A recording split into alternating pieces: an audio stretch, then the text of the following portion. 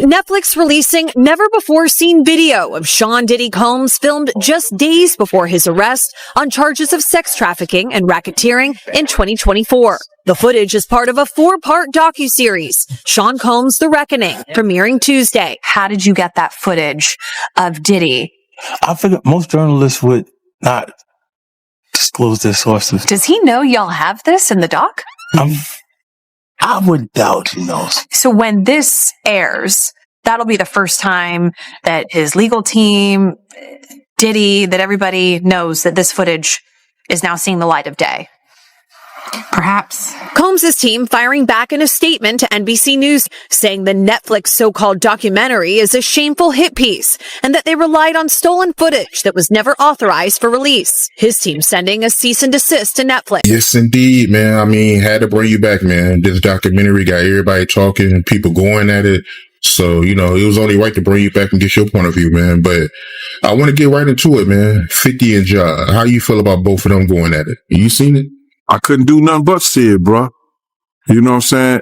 Because 50, tried to smash him with one of the stories that we told on Art of Dialogue before. But what people don't realize is that the story that they put out there is like that, having to have some money to keep Big and Craig Mack around before he got to Clyde Davis. You know what I'm saying? They wasn't able to tell that story because they didn't have no intel on that story or what went down, or they didn't do their investigations right, which he also led up to the reason why Wolf ain't here today. You understand? They didn't tell that story. They didn't tell a story about Jessica Rosenbaum, who was at the City College situation. You understand? It was Puff, Heavy D, and Jessica. And that was the Valley Mob. That's the only way. Wolf ended up losing his life behind Puff and his bullshit. And people they didn't even put that in the documentary. Wolf ended up losing his life behind. The Diddy documentary has quickly become the center of industry conversation, sending shockwaves through hip-hop and putting powerful figures on alert. But long before 50 Cent stepped behind the camera, one voice had already been calling for accountability: Gene Deal. Now, Gene is making claims that could significantly shift the narrative. According to him, there's footage the public was never meant to see, material that he believes was intentionally left out of the documentary. That omission raises uncomfortable questions. Why was Gene Deal completely absent from a project designed to expose Diddy's past? And more importantly, what didn't make it past the editing room? When viewers noticed Gene was missing, many assumed it was his choice. But Gene disputes that entirely. He says he was initially expected to participate, and that early discussions were already underway. Calls were exchanged, ideas were outlined, and the vision was ambitious. Multiple voices representing different sides of the bad boy era. Business, environment, and street realities were all meant to come together into one unfiltered account. According to Gene, everything changed once discussions around money, control, and authority began. Promises no longer aligned with reality, and the structure behind the project wasn't what he had been led to believe. That shift, he says, is where the collaboration quietly fell apart. I had to bring you back. This documentary got everyone talking, man. A lot of people want to know why you wasn't in it, man. Well, first and foremost, I thought I was going to be in the documentary at first until I started talking to that director. I think her name is Stapleton. I don't know her name. The right here. I don't know, man. Me and 50 talked like 45 minutes. The producers had been calling me and everything. So this one night, 50 called me up and, they got him on the phone, man. He was just talking. We was talking about old times. Sit down with Black Hands, sit down with, with Puff Kids, the whole Puff situation, and this documentary that he's going to be doing. You know what I'm saying? So I told him that I was going to, have Kirk and Tim. Kirk will be the one who talk about the business part of it. Tim will be the one who talk about the growing up phase with Diddy and everything, like, and over there working in the record industry with him and stuff like that. They was like family. And I was going to talk about, the street stuff, what was going on with Bad Boy, with the security, with Wolf, with the city college, with the time that I knew about when I was with him up until about early 2004 or something like that. But basically the streets and then the traveling with him and the atmosphere and everything. And then, go back into the Notorious Big stuff with the Tupac and the whole 9 yards, all the stuff that I knew, you know what I'm saying? So we was talking and he sounded like, yo, listen here, they gonna spare no expense with this whole documentary. So I said, all right, cool.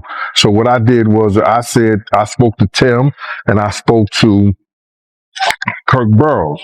And I was like, yo, because I had Tim's number. Tim didn't know how to get in touch with Kirk. Kirk didn't know how to get in touch with Tim. But Kirk was trying to tell me, give him the number with the Tim. I said, nah, I ain't doing that. So I gave one of the producers the number in the whole 9 yards to get in touch with Tim because I want to see him get money because I know Tim got a hell of a story with Puff. So then I talked to Tim and I told him, yo, listen here, man, we should go in as a package deal. All three of us, we could tell a hell of a story about this whole documentary. You know what I'm saying? From front to start. And then whatever stuff that they get and everything like that. So let's go in there and ask them for 50 apiece. You know what I'm saying? So Tim was like with it, yo, Gene, whatever, go ahead like that. Kirk was like, yeah, okay, cool, Gene. It was like a general census that we was gonna do this in a whole package deal. You know what I'm saying? And then I started speaking to the producers and everything like that because 50 had told me himself that they was going to spare no cost in doing this because he wanted to tell the story and he wanted to tell the story like it was supposed to be told and everything like that. I said, yeah, okay. So then the director, I got to get her name, man, because it don't even sound, I want to put her on blast because she was telling me, she was saying to me that what I was asking for was crazy and they wasn't spending money like that. I'm talking about you got footage, you got clothing, you got I was doing footage, I had pictures, all the stuff that I had, you could figure out a way to pay a brother and stuff like that. And then I was telling her about some prices that I've already received and I had the invoices to show it. And then she was calling me like I was lying. I'm like, yo, who do you think you're talking to? You know what I'm saying? And she was talking about, there's no way nobody paid. Nobody what? I say, first of all you people come with these documentaries and stuff. The first thing you tell me, y'all tell these people out here that y'all don't pay and y'all pay. You give, if you can make a picture, look like $10,000-$15,000, you know what I'm saying? You can sit here and tell me that you're going to pay me for my time sitting right down here with y'all. You understand? So then, one thing led to another. And I was like, yo, all right, well then, F you, I spoke to 50. And then she said 50. And this is exact words that came out her mouth. 50 does not determine what goes in and go out of this documentary. And he definitely don't pay. He determine what somebody get paid. It's not his documentary like that. I was like, oh, so if it's not his documentary and I spoke to him like that, I don't need to be doing nothing with you because I'm doing this on the strength of him. But you gonna pay me if I do it. So it went back and forth, you know what I'm saying, for a little bit. And then they had Kirk Burrows giving me calls and everything like that. What are you calling me for? Gene Deal has since pointed to specific parts of the documentary that he believes were deliberately downplayed or omitted. One absence stands out above all: the story of Anthony Wolf Jones, Diddy's longtime bodyguard. According to Gene, Wolf wasn't just security.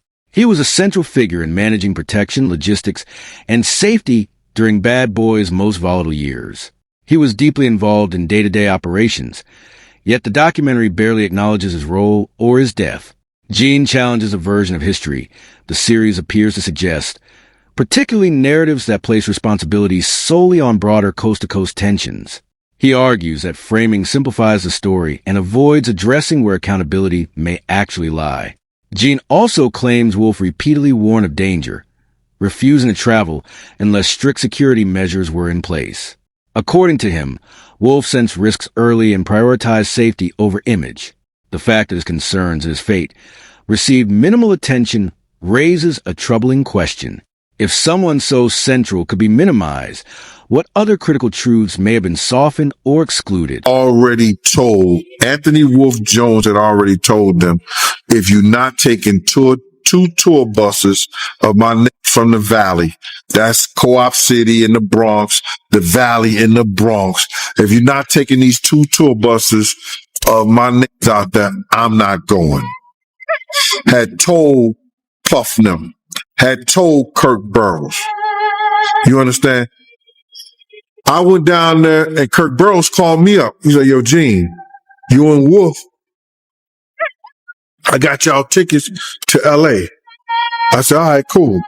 So I go down there and I pick up the tickets to LA. I got Wolf ticket. I got a Wolf ticket. So I'm calling Wolf up. I said, yo, Wolf, I got your ticket to go to LA. Wolf said, I ain't going. I said, what you mean you ain't going? He said, yo, Gene, I ain't gonna tell you how I'm making I ain't gonna tell you how to make your money, but I'm gonna let you know this. I told Puff them if they wasn't gonna take 2 tour buses of my niggas out there with us, I'm not going.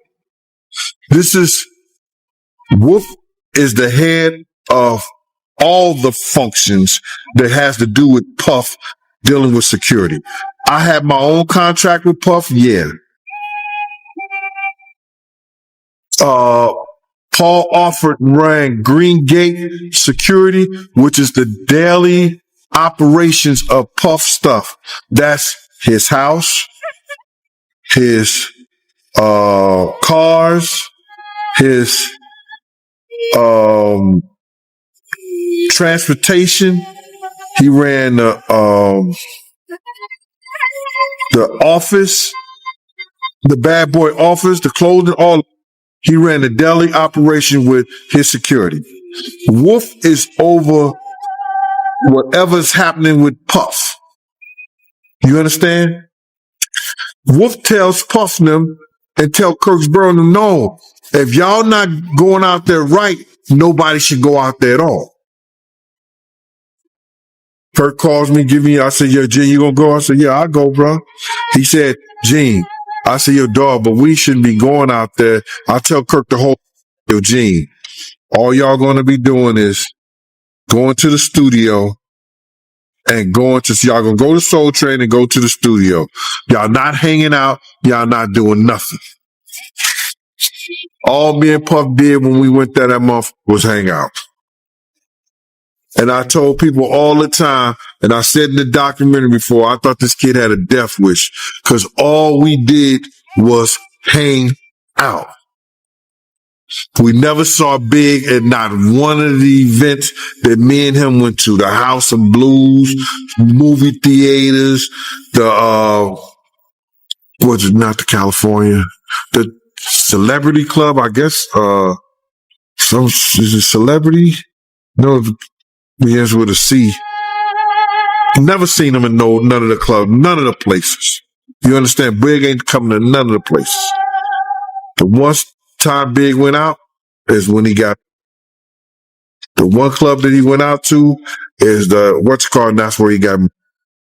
So Wolf did not and was not going anywhere that had to do with California. And it wasn't because of the Jake situation. It was that he wanted to be safe, and the only way he felt safe if he was going out there with the dudes from his clique. And that was the Valley Mob. That's the only way.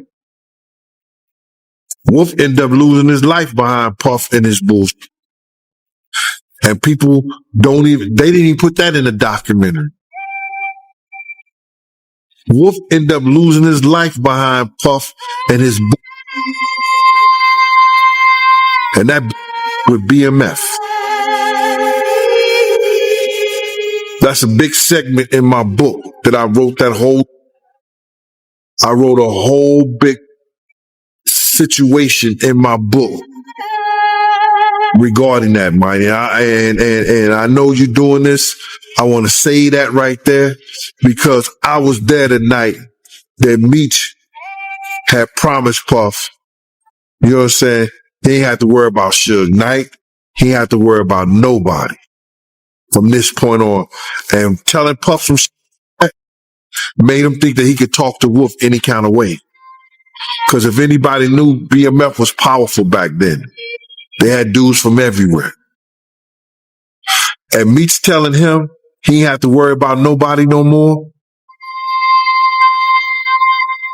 It made Puff think that he could tell Wolf that he didn't need Wolf no more. Gene Deal also believed the documentary contains misinformation, particularly regarding accounts given by Kirk Burroughs. According to Gene, the series presents Kirk as fully transparent, while key details were either glossed over or left unchallenged. One major issue Gene raises involves claims about Biggie's funeral expenses, which the documentary suggests were covered by Biggie's own funds.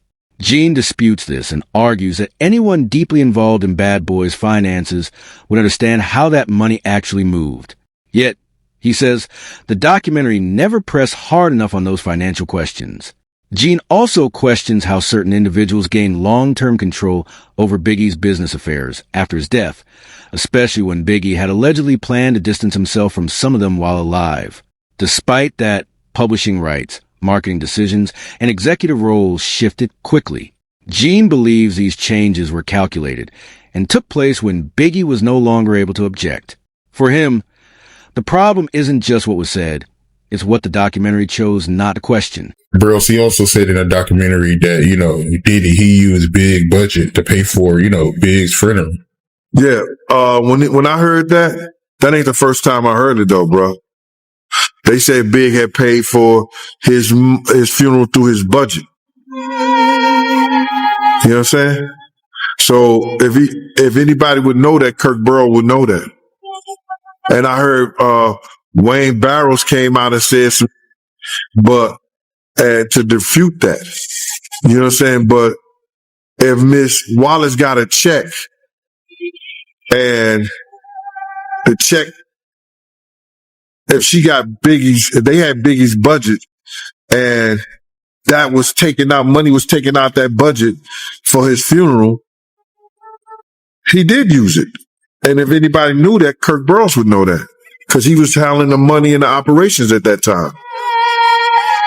Wayne Barrows was one of the dudes, him and Mark Pitts, that actually was managing Big's affairs. You understand? They was his manager. Big had told me that he was going to get rid of them because they didn't know what they was doing before he died. I had a conversation with Big. Big said, I'm getting rid of them because they didn't want F me up because they didn't want to convince him to sell his publishing and his marketing to Puff. They was Puff boys. I guess they met in school or whatever like that. But Big was going to get rid of them. But because he died and his mother didn't know the business, she kept him around for years. If you look at anything that happened with the Notorious Biggs and his camp, you see Wayne Barrows on there as executive producer. And he was just a manager of some of Big affairs. He was executive producers of damn near everything that went on that had to do with. If Miss Wallace was the executive producer, he was the executive producer too. Look at some of the things that was done. And now he's suing, trying to get money from Faith because of, he's saying that she has to pay the Wallace estate and Miss Wallace is dead. Big is dead. If the estate is anything, it's CJ, Tatiana, and Faith. That's the estate. But he's saying there's some other kind of thing that he's suing them for. So Wayne Barrows is the dude that call it any way you want to. That's been Sherwood Forest, and he got Bignum in Sherwood Forest. I'm gonna put it that way. He got his estate in Sherwood Forest. Crazy, man. But yeah, Kirk Burrows, he spoke a lot in his documentary, man. He was letting everything go. He also said that, Diddy, he did take the Rolling Stone cover from Big after Big died. Bruh, you have to look at his sociopath, his narcissism, and see that it shows you he really didn't care about Big like he did. What Kirk didn't tell the truth about that whole thing is that even when we was in California, Kirk tried to act like that he didn't know that Puff told him that Big wasn't going to London. I know what the question you asked, but I got to get this out, bro, is that on Thursday, me and Puff was in a limousine. Kirk Burrows was getting Puff the itinerary of what Big and what's his respect, and told him that we was leaving Saturday, this, that, and the third, the whole 9 yards. On Thursday, Puff told Kirk Burrows, Big ain't going nowhere. He told him that Thursday, Big was not going nowhere. He said, I don't care what you do. You could go do whatever you want to do, but Big ain't going nowhere. Kirk Burrows was telling him how he had set up this whole and how Arista had paid off all his money for Big to be. Puff was adamant that Big wasn't going nowhere. Now, we were shooting the Hypnotized video. Me and Big was in the Winnebago, and Big was telling me his whole life story. What he wanted to do, his plans, all this. He even said, yo, Gene, I would take you with me, but you love that nigga too much. I don't love nobody like that too much. What's up? He said, yo, what's up with the money? I said, nigga, you broke. You know what I'm saying? You owe Mike Gadget, $30,000 for, I'm just going in on Big, and we just talking all kinds of smoke. The release of Sean Combs, The Reckoning, executive produced by 50 Cent. Old tensions within hip-hop have resurfaced. What began as an examination of Diddy's controversies has reignited rivalries that never fully disappeared, while Jay-Z has remained publicly silent. Many fans believe the documentary's ripple effect has placed pressure on some of the industry's biggest names. Online speculation intensified almost immediately, with rumors of behind-the-scenes responses forming. Fans notice interactions involving people connected to 50's past, sparking theories of quiet coordination. Some even claim that major industry camps were preparing to push back. 50 Cent appeared unfazed, responding with humor, and suggesting that his success naturally draws opposition. When Gene Deal was asked about the growing tension, he emphasized that many of today's viral narratives rely on clip footage and missing context. According to Gene, critical details about who was present and what actually happened during key moments have been distorted over time. And how you feel about both of them going at it? You seen it? I couldn't do nothing but see it, bro. You know what I'm saying? Because 50, tried to smash him with one of the stories that we told on Art of Dialogue before. But what people don't realize is that the story that they put out there is like that there was no girls in the room. I told the story and I said that there was girls in the room. I just want to get that out there straight before I tell you how it all went about and what really happened. There was Sarah Chapman and her girlfriend. They flew with us from Atlanta. But let me just start the story like this. Check it out. Me and Puff went to this exotic bookstore, brother. You know what I'm saying? This is the first time I ever went to an exotic bookstore, with Puff. I didn't know he even did that, but we was in Atlanta. So when we went to the door, they gave him a brown paper bag. So I guess this is a place that he was used to and people knew him there. So when they gave him a brown paper bag, Puff was just going around the store, just picking items off the shelves and stuff like that, putting them in a brown paper bag. So then, I was behind him and, no Diddy, but I was about 3 feet behind him, you know what I'm saying, as he was putting stuff and putting it in his bag and stuff like that. So there's one particular place that he's put up there, he had to reach up kind of high and get it. So he just started pulling things out. And he was pulling a lot of them off there. So I was like so I looked up, and the thing said butt plugs. When he walking down the things of butt plugs, I said, "Hey, yo," just to mess with him. I said, "Hey, yo, what are you getting these for?" And he said, Can I do my shopping by myself? I said, "Yes, you can." And I waited up at the register for him, because they had the big counter up there. So when he came to the counter, I said, "Yo, I'm finna see what this motherfucker this mofo is putting in his bag." Cause I know he gonna have to take everything and put it on the, counter so the dude could count it. Right? My man, when he came there, he gave the dude a wad of hundreds like this. You know what I'm saying? He gave him a wad of 100 and just put it up there. The dude ain't even, you know what I'm saying? He ain't even want to know what was in the bag. I was like, yo, wow. So then we was catching a G4 jet. We had to go to the Astra because we was catching a G4 jet and we was going to North Carolina to do this show. So, somehow he had Ja Rule to go with us, you know what I'm saying? And him and Ja was talking. And this whole time him and Ja is talking, he talking about Ja going at Jigga. You know what I'm saying? This is crazy. But he was talking about Ja getting at Jay-Z.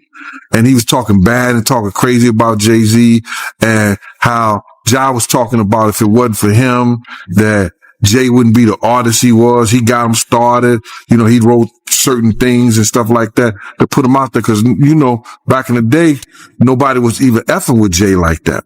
So, but Puff was he was adamant about Ja going at Jay. You understand? So, we get to the, hotel. We're in the presidential suite and all this stuff like that. So, Ja and him is, chilling and everything with Jay, eating and everything, shit like that. So then they all went to the room. It was like him, Ja, Sarah, and her girlfriend. They went to the room. I don't know what they were doing in there. I didn't give a. But Puff told me, "Gene, do not let nobody come in this room. Don't let nobody come in this room." So, hour or so went by, whatever like that. Time went by. The doorbell rang. And it was this dude at the door saying that he was Ja's cousin. And I was like, he said, "I'm here for Ja Rule." I said, "Who you?" He said, "I'm his cousin," and everything like that. I said, "But, he busy right now." I'm telling the dude that he's busy. The dude is talking about, but I want to talk to him. I said, "Yo, bro, they don't want to be bothered." I'm trying to, tell this kid, they don't want to be bothered, bro. You know what I'm saying? He said, "Yo, but that's my cousin." You know what I'm saying? I said, "Well, listen here, bro. They're in a room. They don't want to be bothered."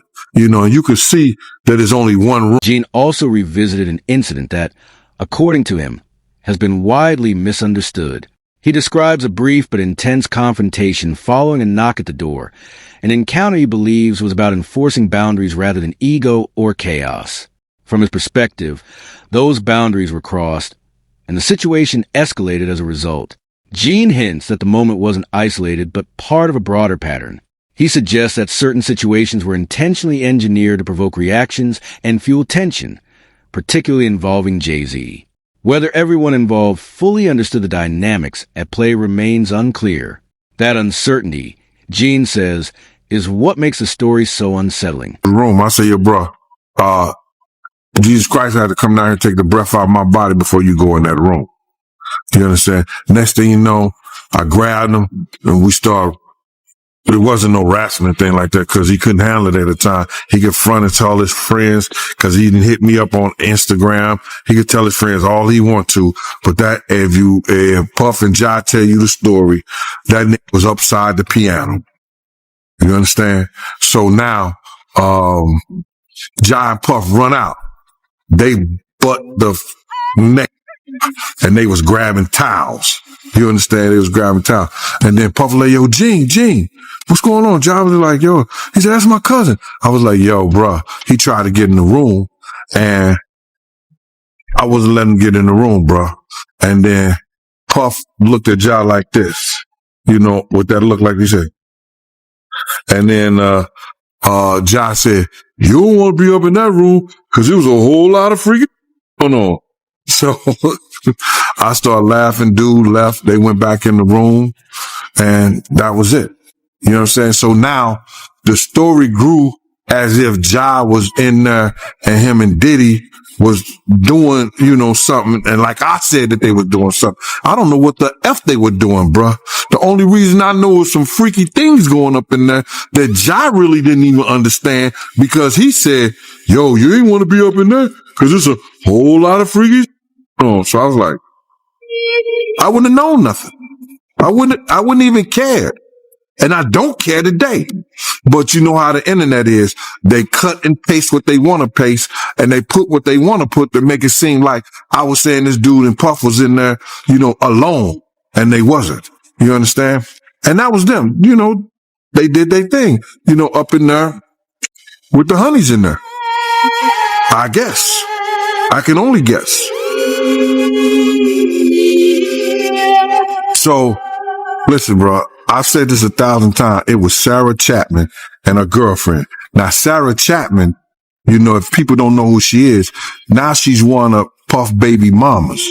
But prior to her being one of Puff baby mama, this is the same girl that was dating Puff best friend, Corey Jacobs, and she was dating Tupac. You understand? So now she, like I told you before, she was the one that Puff betted in the office. He said, yo, I bet you I could get her from Gary Payton. You understand? And I didn't know she dated Gary Payton, but this is what Puff is saying. And it was a $500 bet that he said he'd get it in 2 weeks. We was out in Chicago, me, him, and Sarah. We was at some kind of function that Puff had to do a in-store and like a walkthrough, you know what I'm saying, at one of his friends' parties. So, she was out there with her. Next thing you know, he got her like he said he would. You know what I'm saying? That incident with him and Jai, I feel bad, kind of, sort of, really, because everybody's trying to make it seem like, Jai was some kind of weirdo, but it is what it is, bro. I just told you what I seen. Both of them ran out the room, butt ass, grabbing towels, you know what I'm saying, with them chicks in there, you know what I'm saying? So whatever they did, that's on them. But that's the kind of games Puff play in order to get people to do what he wanted them to do. You understand? He got them, he wanted Ja to go at Jay-Z, so he got these chicks to go at Ja. You understand what I'm saying? Whether he did it or fell into it, I don't know. Cause I don't know him and Jay-Z beef or why they was beefing in the first place or whatever the situation was. People who are close to either one of them may know more than I do on that. But I knew Puff was working to get Ja to go at Jay. So the question remains, was Gene Deal finally setting the record straight? Or are there still deeper layers of the story that never made it into the Diddy documentary? Let us know what you think in the comments. And if you enjoyed this breakdown, make sure to subscribe so you don't miss what comes next. Until next time, fam.